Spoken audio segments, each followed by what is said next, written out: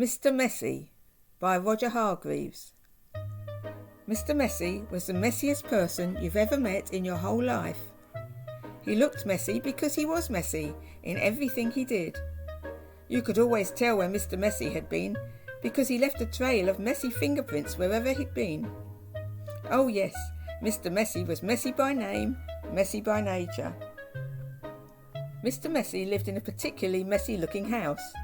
The paint was peeling, the windows were broken, there were tiles missing from the roof, the flower beds were overgrown with weeds, the garden gate was off its hinges, and had Mr. Messi cut the grass in his garden lately? He had not.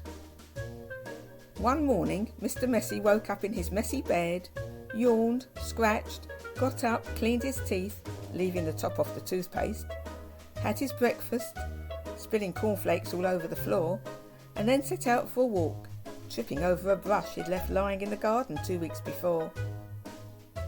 There was a wood behind Mr. Messi's messy house with the messy garden, and that's where he went for his walk. It was a particularly large wood with lots and lots of trees, and it took Mr. Messi a long time to walk through it. But he didn't really mind because he felt like walking that morning. So he walked and walked right through the wood until he came to the other side. And do you know what he found on the other side of the wood? Mr. Messi found the neatest, prettiest looking little cottage that he had ever seen. It had a lovely little garden with a stream running through the middle of it. There was a man in the garden clipping the hedge. He looked up as Mr. Messi approached. "Good morning, I'm Mr. Messi," said Mr. Messi. "I could see that," replied the man, looking him up and down. "I'm Mr. Tidy." "And I'm Mr. Neat," said another man, appearing out of the house. "Tidy and neat," said Mr. Tidy. "Neat and tidy," said Mr. Neat. "We're in business together," explained Mr. Tidy, "and the people who own this house have asked us to do some work for them." "What sort of work?" asked Mr. Messi. "Oh, we make things nice and neat," said Mr. Neat. "Tidy things up," added Mr. Tidy. "Perhaps we could come along and do some work for you," said Mr. Neat, looking at Mr. Messi, who was looking even messier than usual that particular morning. "But I don't want things neat and tidy," said Mr. Messi, looking downright miserable at the thought of it. "Nonsense," said Mr. Tidy. "Fiddlesticks," said Mr. Neat. "But," said Mr. Messi. "Come along," said Mr. Neat. "Off we go," said Mr. Tidy. But," said Mr. Messi. "But nothing," said Mr. Neat, and bundling him into their van, which was parked behind the house, off they went to Mr. Messi's house at the other side of the wood. "Good heavens," said Mr. Neat when he saw where Mr. Messi lived. "Good gracious," added Mr. Tidy. "This is the messiest house I have ever seen in all my born days," they both said together at the same time. "Better do something about it," said Mr. Neat. And before Mr. Messi could open his mouth, the two of them were rushing here and there about Mr. Messi's house. Mr. Neat hoed and mowed and pruned and snipped and clipped and cleared and dug and made the garden look neater than it had ever looked before. Mr. Tidy cleaned and primed and rubbed and painted and mended and made the outside of Mr. Messi's house look tidier than it had ever looked before. Then they both went inside the house. "Good heavens," said Mr. Neat for the second time that morning. "Good gracious," said Mr. Tidy for the second time that morning.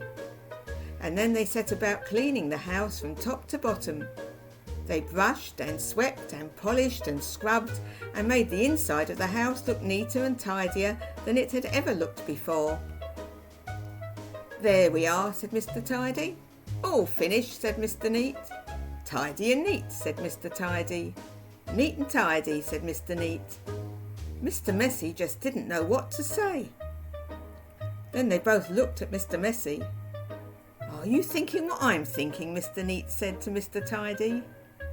"Precisely," replied Mr. Tidy.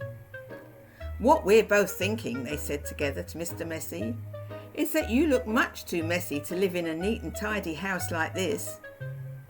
"But," said Mr. Messi.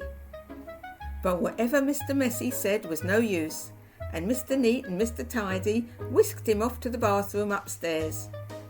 It had been the messiest room in the house, but now of course it was neat as a new pin. Then Mr. Neat got hold of one of Mr. Messy's arms, and Mr. Tidy got hold of the other arm, and they picked him up and put him straight into the bath. Mr. Messy wasn't used to having baths. Mr. Neat and Mr. Tidy washed and brushed and cleaned and scrubbed and combed Mr. Messy until he didn't look like Mr. Messy at all. In fact, he looked the opposite of Messy. He looked at himself in the mirror. "You know what I'm going to have to do now," he said in a rather fierce voice. Mr. Neat and Mr. Tidy looked worried. "What are you going to have to do?" they asked Mr. Messy. "I'm going to have to change my name," said Mr. Messy. And then he chuckled, and Mr. Neat and Mr. Tidy chuckled, and then Mr. Messy laughed, and Mr. Neat and Mr. Tidy laughed, and then they all laughed together and became the best of friends.